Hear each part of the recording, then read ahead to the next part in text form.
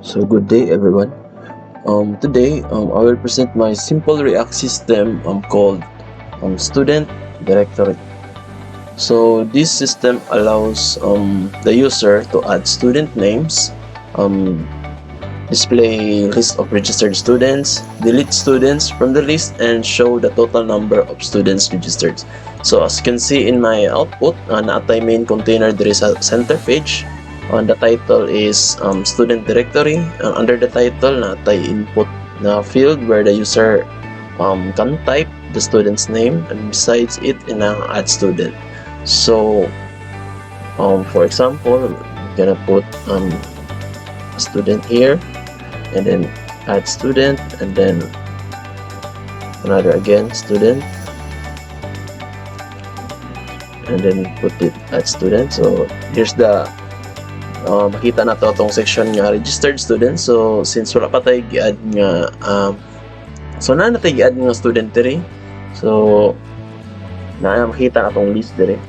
So kung mga total students is 2, so nakita diri 2. So kung wala tayo student, mong gawas diri is no student registered. So now kato na registered student, di ba, dapat tayo na delete button. So pag delete, saka i-delete nimo, i-click nimo na ma-delete ang nasa list. So simple na rin siya, but makita diri magamit ang mga state, props, ang components, ang events, ug ang conditional rendering. So first, sa code, so in our app.jsx,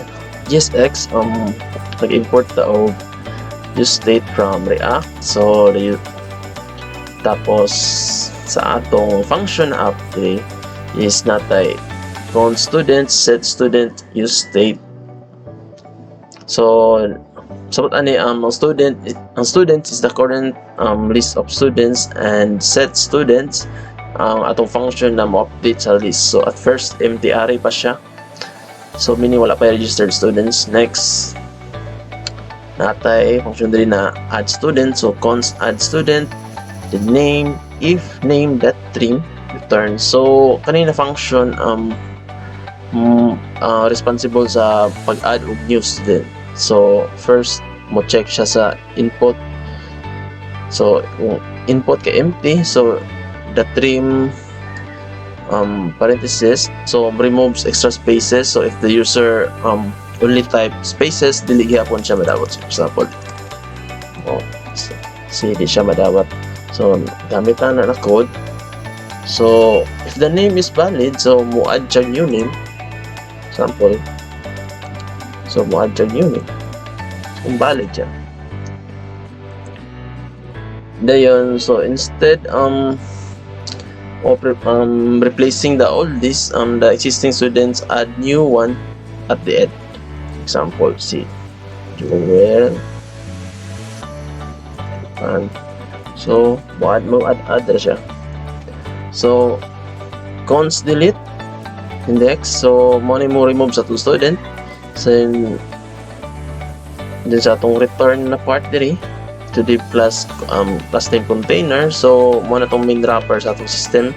So ang container may gamit sa atong CSS to style the white box, center it, then mo add yung padding, rounded corner, ug shadow. So then we have the student directory. So mato ning main title diri. Dayon after all that, we call ato ang atong registration form na component. So na diri, so atong add student diri.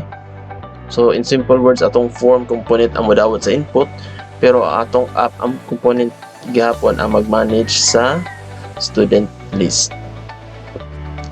Dayon natay conditional rendering diri.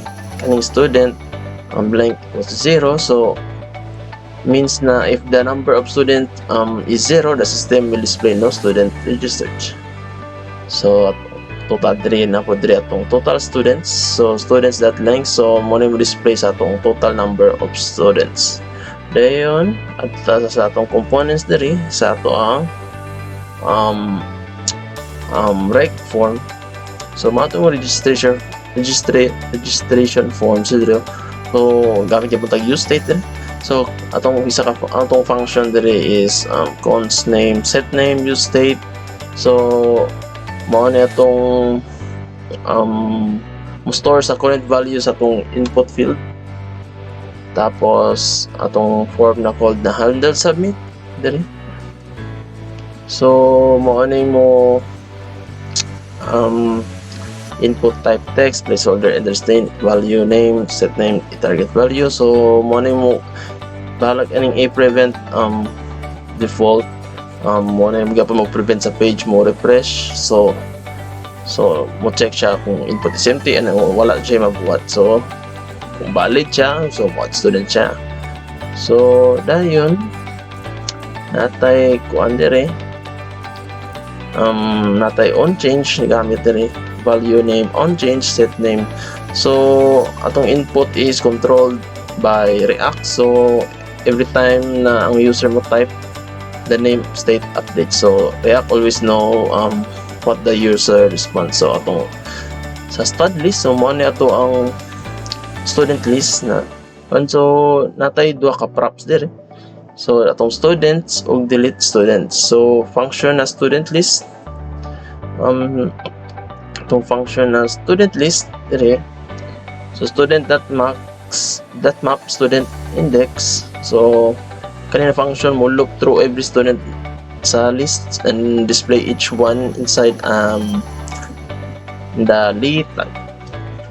And then the button on click here. So mo niyo itong delete student. So and lastly atong CSS file. So as you can see the body is margin 0 control. So mo remove sa atong default margin, then send to font to Arial, change the background to gray. So atong H1 diri, H2, H3, then atong gigamit tag ang display flex. So that's all. Thank you.